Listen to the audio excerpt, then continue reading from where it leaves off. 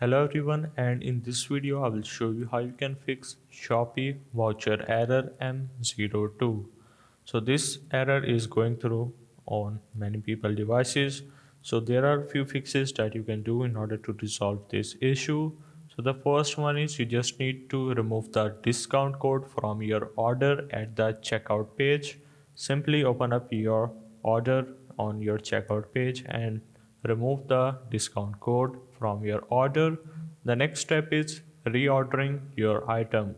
Simply remove the particular item from your cart. Once you do so, you just need to select the item again once you have removed the order from your cart completely. The next step is, if the error persists, try repeatedly clicking the order button on the application, and if all these steps don't work, you may need to wait for about 24 hours before trying again.